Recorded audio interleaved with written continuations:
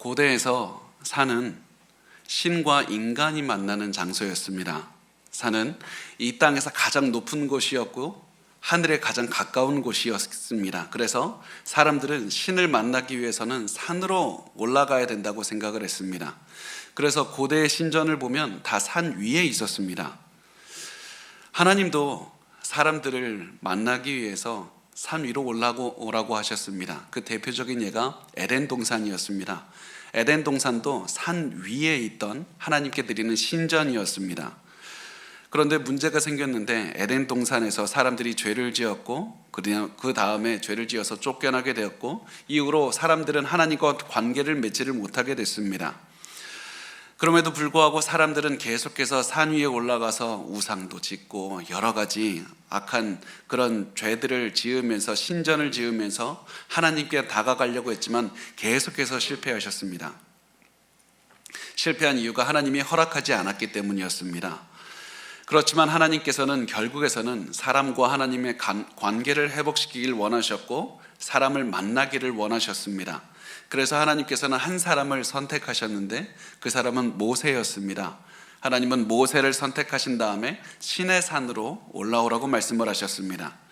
하나님께서는 그 산 위에서 모세를 만나 주셨고 직접 손가락으로 새긴 돌판을 주시면서 십계명 말씀을 주셨습니다.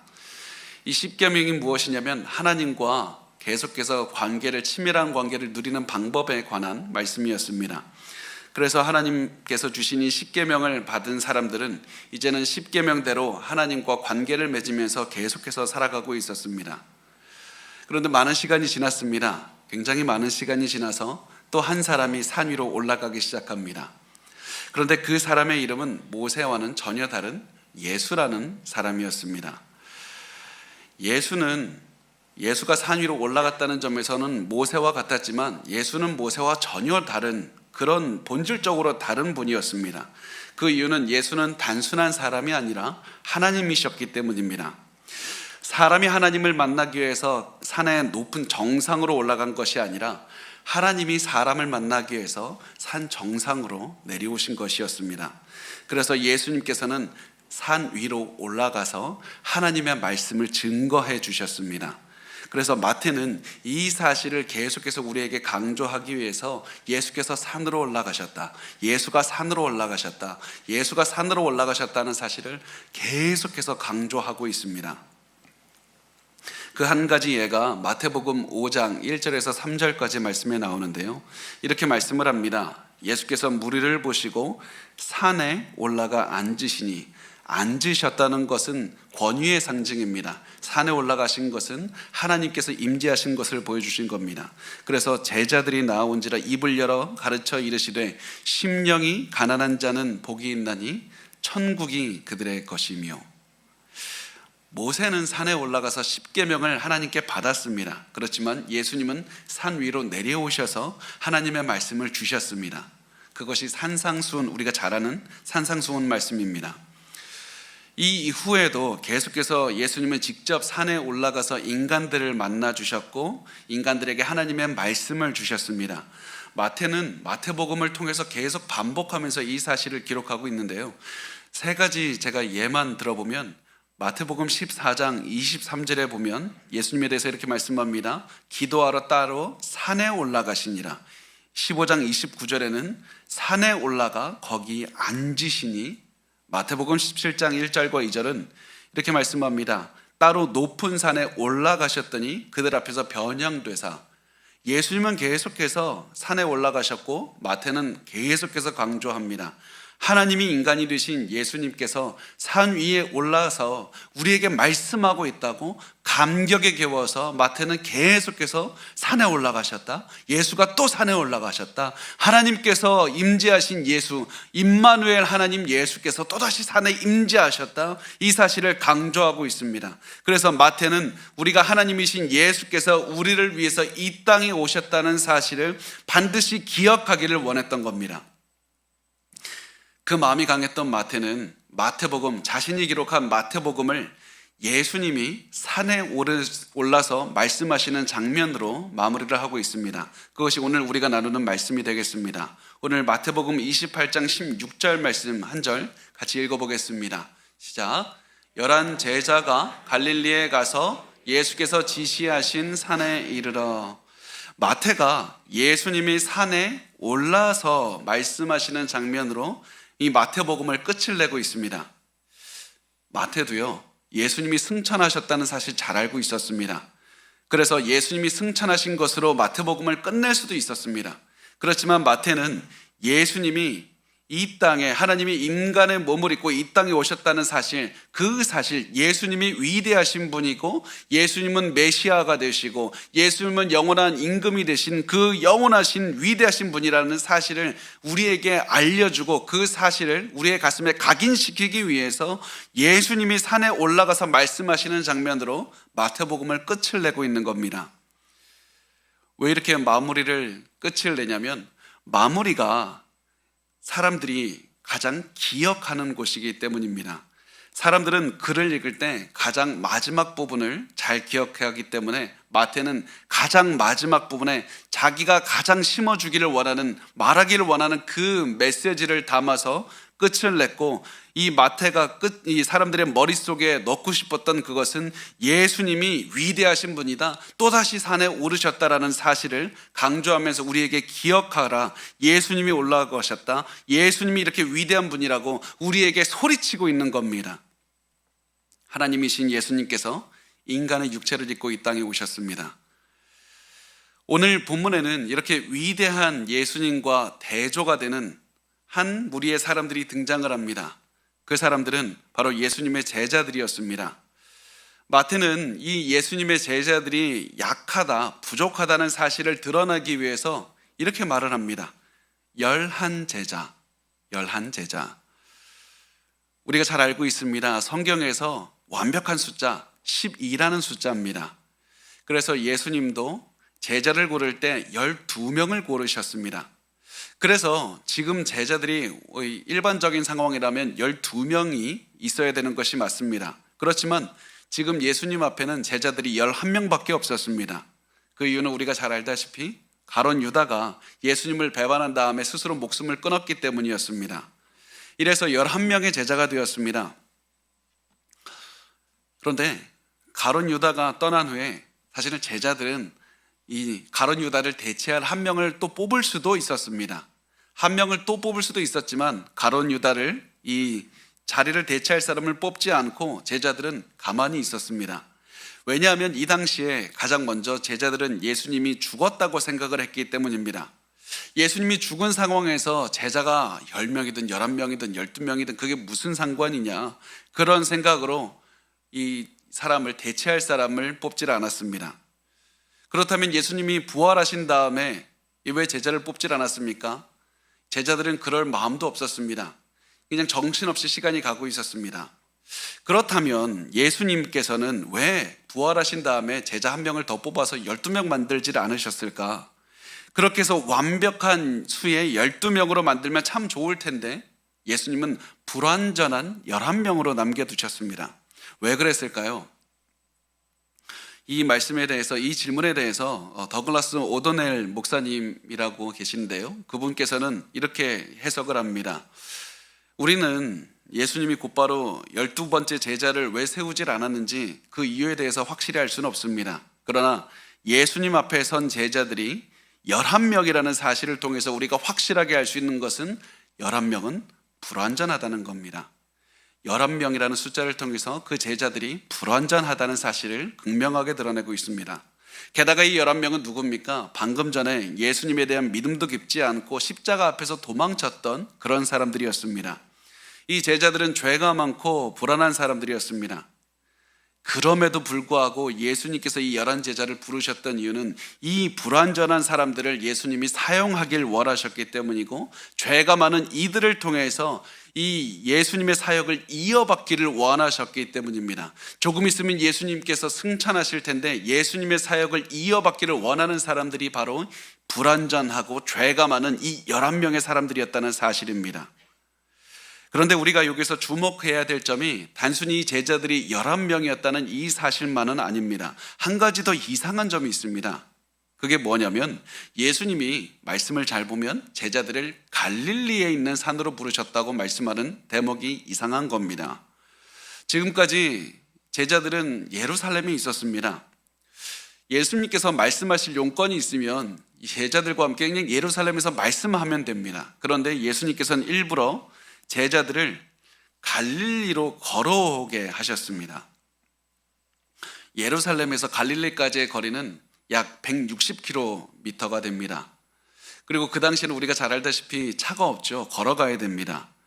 예수님께서는 제자들에게 이 먼 거리를 걸어서 갈릴리까지 오게 하신 다음에 우리가 방금 읽은 그 굉장히 짧은 말씀, 10초면 읽을 수 있는 그 말씀을 전하신 다음에 다시 예루살렘으로 돌아가게 하셨습니다. 왜 이거 생각하게 하셨습니까? 굳이 갈릴리로 오게 할 필요가 있었습니까? 왜 갈릴리에 있는 산까지 또 등반을 하게 하셨습니까? 그 이유가 무엇이냐면 예수님께서 제자들을 처음 부르시고 훈련하신 곳이 바로 갈릴리였기 때문입니다. 예수님께서는 갈릴리에서 제자들을 부르시고 많은 사람을 고치셨고 많은 사람을 먹이시면서 제자들에게 사역을 어떻게 하는 것인지 하나씩 보여주셨습니다. 예수님은 제자들을 이제 승천하실 때가 되었을 때 다시 제자들을 갈릴리로 부르시면서 이렇게 말씀을 하시는 겁니다. 지금까지 너희는 내가 사역을 어떻게 하는 것인지 잘 보았지 않느냐? 이제는 너희 차례다. 이제는 너희가 해야 된다. 이제는 내가 했던 것을 내가 했던 그대로 해야 된다. 내가 사람들을 위로했듯이 너희도 사람들을 위로해야 되고, 내가 사람들을 고쳐주었듯이 너희도 사람들을 고쳐주어야만 된다. 내가 사람들을 먹였듯이 너희도 사람들을 먹여야만 된다. 그렇게 해서 세상 사람들이 너희를 통해서 예수가 누구신지를 볼 수 있어야만 된다. 너희를 보고 예수가 어떤 분이신지 깨달을 수 있는 그런 인생을 살아야 된다. 예수님께서는 이 말씀을 하기 위해서 제자들을 갈릴리로 부르신 것이었습니다. 예수님은 제자들을 갈릴리로 부르셔서 이제부터 너희들은 반드시 나처럼 살아야 된다. 나와 똑같이 살아야 된다. 말씀을 하신 겁니다.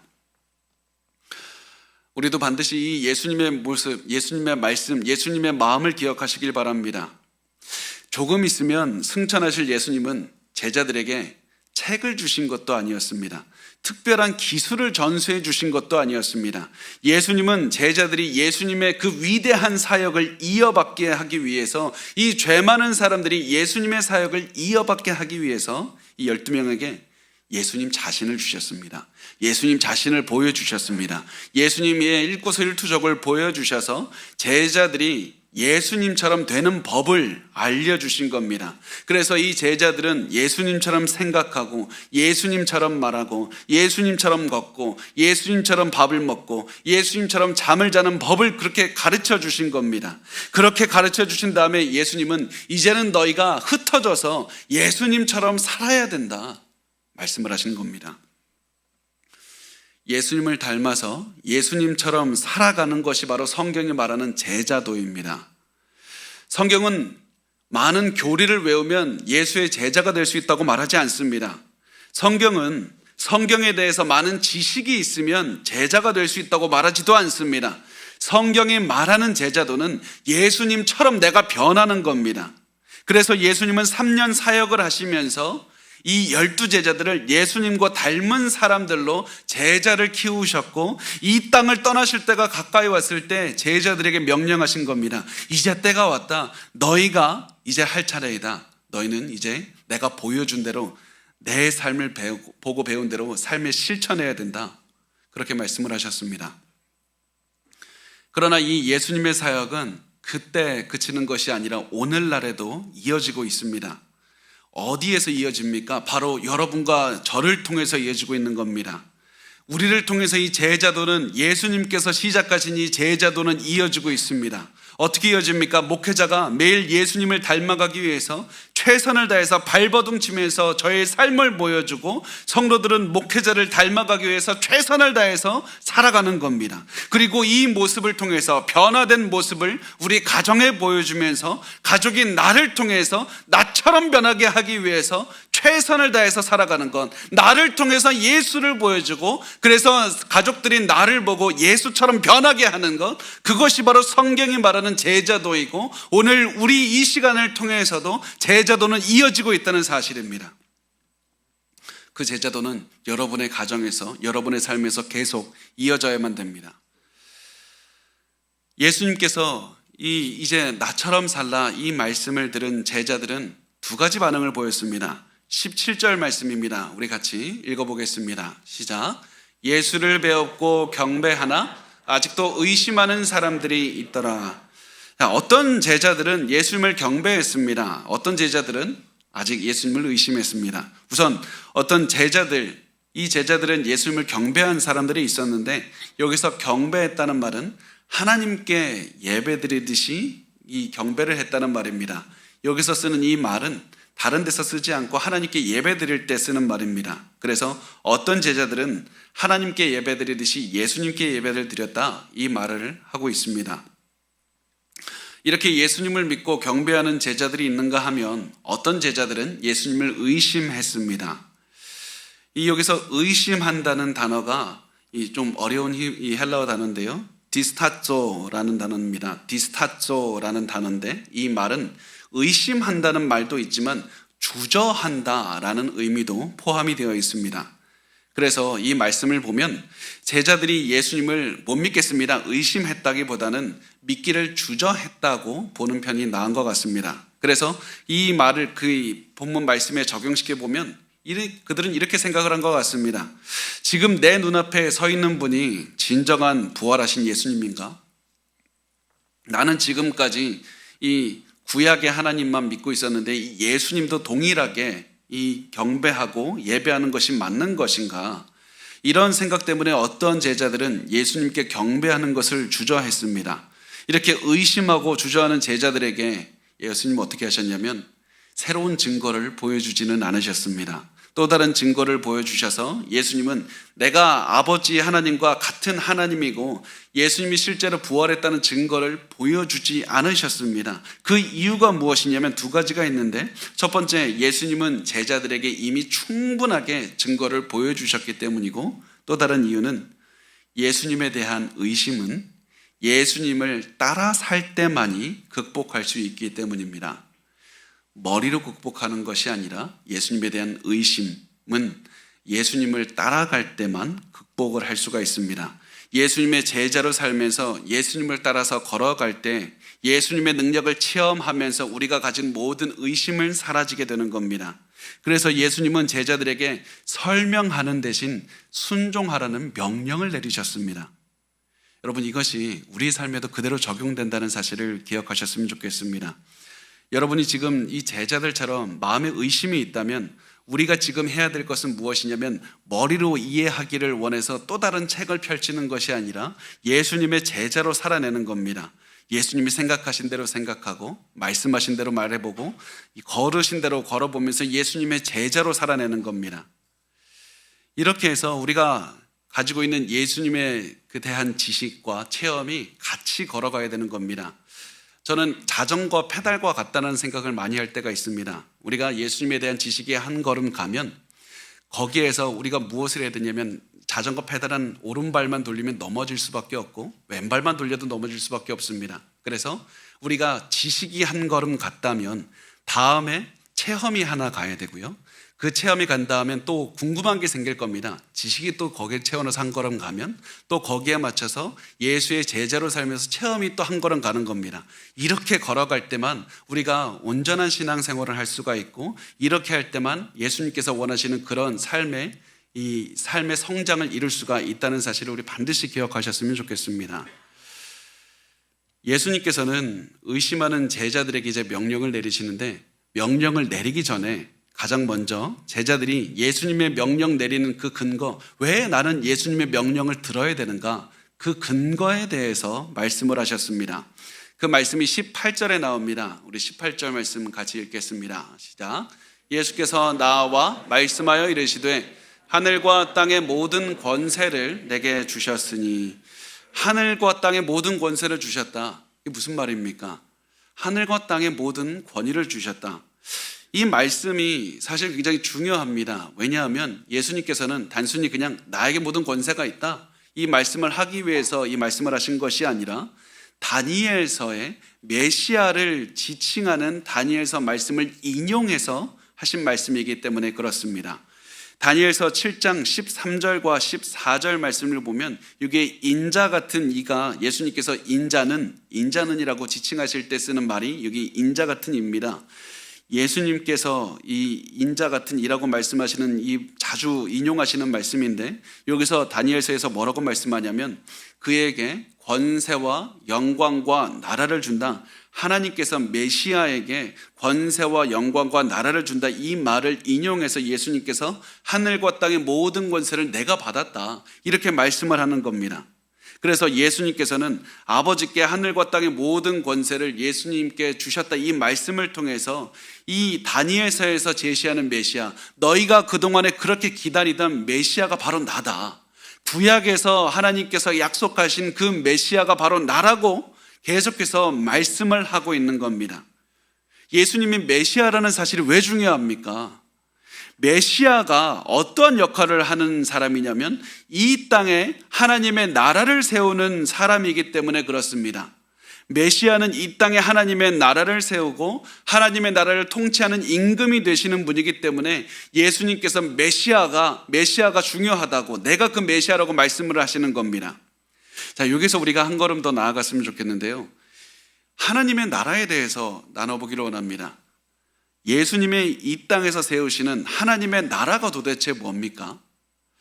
우리가 나라라는 이 말 때문에 좀 오해를 할 수가 있지만은, 나라라는 말을 헬라어로 보면 바실레이아, 이 단어고요, 영어로 하면 킹덤, 한국말로 하면 왕국, 이렇게 표현을 할 수 있겠습니다. 하나님이 왕으로 다스리는 나라가 바로 하나님의 나라입니다. 그리고 이 하나님의 나라의 왕이 메시아 예수님인 겁니다. 하나님의 나라를 다스리는 왕이 메시아 예수님입니다. 그렇다면 하나님의 왕국은 어디에 있는 겁니까? 하나님이, 메시아가 다스리는 하나님의 왕국은 어디에 있습니까? 성경에 말씀하는 하나님의 왕국은 특정한 땅을 지칭하는 것이 아닙니다. 하나님의 통치, 왕이신 하나님의 통치가 임하는 곳이 바로 하나님의 왕국입니다. 하나님의 통치가 어떻게 임합니까? 하나님의 뜻대로 살아가는 하나님의 백성이 하나님의 뜻을 실천하는 곳에 바로 하나님의 통치가 임하는 겁니다. 예수의 통치를 받는 사람이 예수님을 왕으로 섬기고 예수님의 뜻을 행하는 곳에 하나님의 나라가 임하는 겁니다. 악이 가득한 곳, 어두움이 가득한 곳에 가서 빛이 되신 하나님의 뜻을 실천하는 곳, 그곳이 바로 하나님의 통치가 임하는 겁니다. 그래서 예수님은 하나님 나라의 임금이 예수님이라고 하시면서 예수님의 뜻대로 살라고 말씀을 하시는 겁니다. 우리가 가는 곳마다 우리의 몸으로는 하나님의 나라를 살아내야 되는 것이고 우리의 입으로는 하나님의 나라를 전파해야 된다. 예수님은 우리에게 예수님이 왕이신 하나님의 나라를 살아내라라고 말씀을 하고 있습니다. 그래서 우리에게는 하나님의 나라를 살아내야 되는 사명이 있는 겁니다. 어떤 분들은 우리가 예수 믿으면 구원받는다, 그 사실을 전파하는 것, 그것만 우리의 사명이라고 생각하시는 분들이 있습니다. 물론 그것은 우리의 사명이 맞습니다. 그렇지만 그것은 교회와 성도들에게 주신 아주 작은 사명의 일부에 지나질 않습니다. 성도들에게 맡겨진 사명이 무엇이냐면 하나님의 통치를 아무리 어렵고 힘든 곳에서도 살아내는 것이고, 그리고 다른 사람들, 하나님을 모르는 사람들에게도 찾아가서 그들의 왕이 하나님으로 섬길 수 있도록, 그들이 하나님을 왕으로 섬길 수 있도록 삶을 이끌어주는 것, 이것이 바로 우리가 살아내야 되는 사명입니다. 그리고 이것을 우리가 하나님의 나라를 확장하는 방법이라고 말을 합니다. 지금까지 마귀를 왕으로 삼고 살았던 사람이 이제부터는 예수님을 왕으로 삼고 하나님의 뜻을 행하면서 자신의 삶에서 하나님의 나라를 살아가는 것, 이것이 바로 하나님의 나라를 확장하는 것입니다. 그래서 이것이 하나님의 나라를 살아내고 하나님의 나라를 확장하는 것이 이 올해 우리의 목표가 되어야 되고 올해 우리가 살아가는 이유가 되어야 됩니다. 올해 우리가 무슨 목표를 세웠든지 우리의 궁극적인 목표는 하나님의 나라를 살아내는 것, 하나님의 통치를 이 땅에서 살아내는 것, 하나님의 나라를 확장하는 것이 바로 우리의 삶의 궁극적인 목표라는 사실을 기억하시길 바랍니다. 예수님께서는 우리가 하나님의 통치를 살아내기 위해서 가장 먼저 이렇게 명령을 하셨습니다. 우리가 잘 아는 말씀인데요. 우리 19절과 20절 말씀을 우리 같이 읽겠습니다. 시작. 그러므로 너희는 가서 모든 민족을 제자로 삼아 아버지와 아들과 성령의 이름으로 세례를 베풀고 내가 너희에게 분부한 모든 것을 가르쳐 지키게 하라. 볼지어다 내가 세상 끝날까지 너희와 항상 함께 있으리라 하시니라. 아멘. 예수님은 이 말씀을 통해서 크게 두 가지를 명령하십니다. 첫 번째, 예수님께서는 사람들이 하나님 나라의 백성이 되게 하기 위해서 우리에게 무엇을 명령하셨냐면 제자 삼으라고 명령을 하셨습니다. 하나님 나라의 사람들이 하나님 나라의 백성이 되게 하기 위해서 우리에게 제자 삼으라고 말씀을 하신 겁니다. 제가 다시 한번 이 말씀을 읽어보겠습니다. 그러므로 너희는 가서 모든 민족을 제자로 삼아 아버지와 아들과 성령의 이름으로 세례를 베풀고 내가 너희에게 분부한 모든 것을 가르쳐 지키게 하라. 이 말씀을 볼 때 이 헬라어 이 원어를 보면 어려워서 제가 원어를 깊게 가진 않겠지만 이 원어를 보면 동사가 총 4개가 나옵니다. 가라, 제자로 삼으라, 세례를 베풀라, 가르치라. 이 4개가 이 동사입니다. 그런데 이 4개에서 가장 중요한 동사가 하나가 있습니다. 주된 동사가 하나 있는데 그게 뭐냐면 제자로 삼으라는 겁니다. 제자로 삼으라는 것이 이 말씀의 핵심입니다. 제자로 삼기 위해서 가는 것이고 제자를 삼기 위해서 세례를 베푸는 것이고 제자를 삼기 위해서 가르치는 겁니다. 그래서 우리의 모든 삶이 다른 사람을 제자로 삼는 것에 초점을 맞춰서 살아가야 된다. 이 말씀을 예수께서 하시는 겁니다. 그렇다면 다른 사람을 제자로 삼기 위해서 가고 세례를 베풀고 가르치는 것이 무엇입니까? 어떻게 하는 것이 이렇게 살아내는 겁니까? 우리가 이것을 잠깐 나누어 보도록 하겠습니다. 이 첫 번째 가라고 말씀을 하셨는데 이 가라는 말씀은 다른 사람이 오기를 기다리지 말고 너가 그 사람 있는 곳으로 찾아가라는 겁니다. 예수님 시대 때 랍비들은 찾아가지 않고 가만히 있으면 제자들이 찾아와서 나를 제자로 받아들여 달라고 그렇게 얘기를 했습니다. 그런데 예수님께서는 기다리지 않고 직접 가장 부족하고 가장 별 볼 일 없는 사람들을 찾아가셔서 제자로 삼으신 다음에 예수님의 사역을 이어받게 하셨습니다. 우리도 예수님을 모르는 사람이 우리에게 오기를 기다리는 것이 아니라 그 사람들을 찾아가서 그들의 마음에 예수 그리스도를 전하는 그런 삶의 모습을 가져야 됩니다. 두 번째, 세례를 베풀라. 세례를 베풀라는 말씀은 복음을 전하고 그 사람이 그리스도의 공동체에 소속되게 해야 된다는 말씀입니다. 왜냐하면 이 세례를 베푸는 것은 항상 먼저 예수를 믿은 다음에 행해지는 것이기 때문에 그렇습니다. 여러분 혹시 그 세례식 많이 참석하셨죠? 세례식에서 목사님하고 세례받는 그 두 사람만 비밀리에 우리 몰래 하자고 하는 거 보신 적 있습니까? 없죠. 보신 적 있다면 굉장히 이상한 겁니다. 세례는 왜 몰래 하는 것이 아니냐면 그리스도를 믿게 된 사람이 공개적으로 나는 예수를 이제부터 믿겠습니다 다짐하고 헌신하는 의식이 되기 때문입니다. 그래서 그 모든 의식을 보는 사람이 이제는 저 사람이 우리와 같은 믿음의 공동체에 들어오게 되었다, 그렇게 받아들이는 의식이 되기 때문입니다. 그래서 예수님께서는 세례를 베풀라는 이 말씀을 통해서 그 사람이 그냥 예수 믿는 것에 그치게 하는 것이 아니라 그리스도의 공동체에 속하는 데까지 이어져야 된다, 이렇게 말씀을 합니다. 세 번째, 예수님께서는 예수께서 가르쳐 주신 것을 우리가 가르쳐서 그것을 지키게 하라고 말씀을 합니다. 예수님께서 우리에게 알려주신 것들을 우리가 전달해서 가르치게 하고 그 다음에 가르친 다음에 지키게 하라, 순종하게 하라, 예수님의 말씀에 복종하게 해서 예수님, 이 왕이신 예수님의 말씀에 따라 살게 하는 건, 이것이 바로 우리에게 주어진 사명입니다.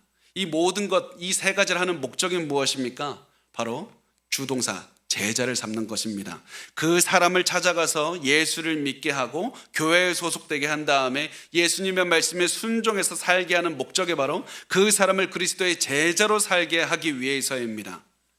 다시 말씀드립니다. 제자가 무엇입니까? 예수님처럼 생각하고 예수님처럼 말하고 예수님처럼 사람을 보고 예수님처럼 걷는 이런 사람을 말을 하고 있습니다. 어떻게 제자를 만들 수 있습니까? 어떻게 제자를 만들 수 있습니까? 바로 나 자신을 통해서 제자를 만드는 겁니다. 내가 먼저 예수를 닮기 위해서 최선을 다하면 내 주변 사람들이 예수 닮은 나를 보고 내 모습을 닮아가게 만드는 것, 이것이 바로 제자를 만드는 삶의 원칙이 됩니다.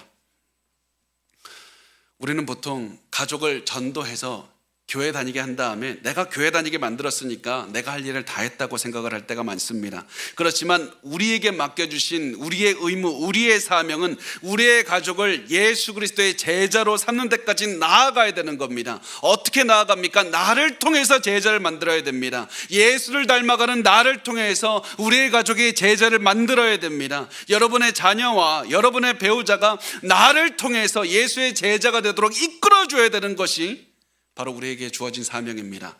나를 통하지 않는 방법이란 그 어디에도 존재하지 않습니다. 이것은 단순히 성도들의 삶에서만 적용이 되는 것이 아니라 교회에도 동일하게 적용이 됩니다. 교회의 사명은 우리가 왜 여기에서 예배를 드리고 우리가 왜 여기에서 말씀을 나누냐면 바로 교회의 사명, 제자를 만드는 사명을 감당하기 위해서입니다. 한 사람 한 사람을 그리스도의 제자로 만들어서 세상에서 그리스도인으로 그리스도처럼 살아가게 만드는 것이 바로 교회의 존재의 목적입니다. 그리고 그 사명을 감당하기 위해서는 제가 그냥 예수만 보십시오 이렇게 할 수 없습니다. 제가 먼저 발버둥 쳐서 제가 먼저 예수 닮기 위해서 담임 목사가 먼저 발버둥 치고 먼저 어떻게 해서든지 예수를 닮아가기 위해서 노력하면 그 다음에 그 모습을 보여주면 그 모습을 본 성도들이 자기의 삶에서 또다시 제자로 살아가기 위해서 노력하고 그리고 또 그 제자로 살아가는 성도가 가정에 가서 직장에 가서 자신의 삶을 보여주면서 나처럼 살아야 된다고 이렇게 보여주면서 살아가는 것, 이것이 바로 영적인 선순환이 이루어지게 되는 겁니다. 이렇게 제자가 되는 성도들은 자신이 밟는 곳마다 그리스도의 통치를 살아나게 될 것이고 우리 주변 사람들은 우리를 통해서 그리스도를 자신의 왕으로 섬기면서 하나님의 나라가 확장이 되는 그런 놀라운 일들이 벌어지게 되는 겁니다. 이것이 바로 여러분과 제가 받은 사명이고 이것이 바로 우리 호산나 교회가 받은 사명입니다. 그래서 오늘 이 시간 꼭 말씀을 드리고 싶었습니다. 우리 교회는 올해 이 제자도에 목숨 걸어서 살아가는 한 해가 될 겁니다. 올해 우리는 단순히 그냥 예배 드리는데 그치지 않고 성도들이 예수님처럼 생각하게 만들고 예수님처럼 말하는 제자들을 키워내는데 온 열정을 다 쏟아낼 겁니다. 다만 이 제자를 만들어내는 것이 결코 하루아침에 이루어질 수는 없습니다. 한 걸음씩 걸어가야 됩니다. 올해는 제자 훈련의 토대를 쌓기 위해서 여러 가지 교육이 있을 겁니다. 여러 가지 활동들이 있을 겁니다. 그리고 이 시간이 지나면 한 명 한 명을 대상으로 제자 훈련이, 소수의 인원을 대상으로 제자 훈련이 이루어질 겁니다. 마치 예수님께서 5,000명도 아니고 500명도 아니고 단 12명을 이 12명의 제자를 키워내는데 온 노력을 집중하셨듯이 우리도 소수의 인원 단 한 명이라도 예수 그리스도의 제자로 키워내는데 온 집중을 다 할 겁니다. 예수 그리스도의 제자 한 사람, 예수 그리스도의 제자 한 사람, 온전하게 키워진 한 사람을 키워내기 위해서 온 열정을 다할 것이고 최선을 다할 겁니다. 왜 그렇습니까? 왜 그렇냐면 한 사람이면 충분하기 때문입니다. 예수님의 12제자가 진정한 예수의 제자가 되었을 때 온 세상을 변화시킬 수가 있었듯이 우리 중에서도 한 사람만 변화가 되면, 한 사람만 온전한 그리스도의 제자가 되면 우리 교회가 변할 뿐만 아니라 여러분의 가정도 변할 것이고 이 지역 전체가 변할 수가 있기 때문입니다. 한 사람이면 됩니다. 그래서 우리 교회는 한 사람을 변화시켜서 그리스도의 제자로 살게 만들고 한 사람을 변화시켜서 예수님의 통치를 살아나게 하기 위해서 최선을 다할 겁니다. 이것이 바로 우리 교회가 당연히 걸어가야 되는 길이고 우리 교회가 앞으로 걸어갈 길이고 이것이 우리 교회의 비전이고 사명입니다. 파데레프스키라는 폴란드의 유명한 작곡가이자 피아니스트가 있습니다. 이 사람이 하루는 미국의 큰 콘서트홀에서 피아노 연주를 하기로 되어 있었습니다. 그리고 청중들은 이 연주가 시작되기를 기다리면서 있었습니다. 청중석에는 젊은 어머니와 함께 한 9살짜리 소년이 있었는데 이 소년은 굉장히 산만했다고 합니다. 이 연주자가 나오지도 않고 연주가 시작을 안 하니까 이 지루해지고 힘들어진 이 소년은 자기도 모르게 무대 위에 있던 스타인웨이 피아노로 성큼성큼 걸어가기 시작합니다. 이 소년이 걸어가는 것을 청중 그 누구도 알아채지 못하고 있었다고 합니다. 그런데 결국에서는 이 소년은 걸어가서 무대 위에 있는 피아노 의자에 앉았고 이제 젓가락 행진곡을 치기 시작했습니다. 그 모습을 본 사람들은 너무 놀랐습니다. 소리 질렀습니다. 당장 저 아이 내려오게 하라고. 이제 피아노의 그 대가가 이제 연주를 하려고 하는데 저런 꼬마 애를 올려놔서 지금 무대 망칠 생각이냐? 빨리 애를 끄집어내라. 이렇게 소리를 질렀습니다. 무대 뒤에서 이 소리를 들은 파데레프스키가 갑자기 입고 있던 코트를 벗어 던지고는 빨리 걸어가서 소년의 뒤로 갔습니다. 그리고 나서는 이 음악의 대가가 소년의 뒤에 서서 소년과 함께 젓가락 행진곡을 같이 치기 시작을 했습니다. 페데레프스키는 연주를 하면서 소년의 귀에 이렇게 속삭였다고 합니다. 계속 연주해. 절대로 멈추지 마. 절대 멈추지 마. 그리고 이 연주는 엄청나게 아름다운 연주였다고 그렇게 전해지고 있습니다. 여러분, 우리가 그리스도의 제자로 살아가는 것, 이것은 마치 이 9살 소년의 모습과 같을 겁니다. 마치 9살짜리 소년이 서툴게 피아노 연주를 하듯이 우리가 아무리 열심히 제자로 살려고 해도 우리는 정말 모자랄 것이고 우리 정말로 많은 죄를 지을 것이고 우리 정말 부족하게 될 겁니다. 정말 힘들어서 포기하고 싶을 때도 있을 겁니다. 그렇지만 이 길을 우리는 반드시 걸어가야 됩니다. 왜 그렇습니까? 이 길이 옳은 길이기 때문이고 이 길이 맞는 길이기 때문이고 이 길을 함께 하시는 임마누엘 하나님 예수님께서 우리와 동행하시기 때문입니다. 마치 이 음악의 대가가 같이 이 음악을 연주했을 때 아름다운 음악이 됐듯이 우리가 아무리 서툴게 우리의 삶을 살아내도 우리와 함께 하시는 예수님은 우리와 동행하시며 우리의 인생을 아름다운 제자의 삶으로 만들어 주실 겁니다.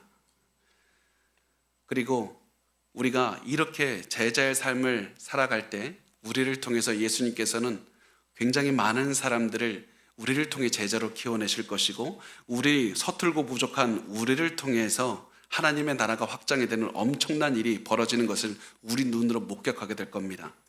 그래서 우리 이 하나님께 소망을 두고 이 한 해를 살았으면 좋겠습니다. 우리 모두 제자가 되고 우리 가족, 우리 주변 사람들을 나를 통해 제자를 만들겠다, 그 일념으로 살아냈으면 좋겠습니다.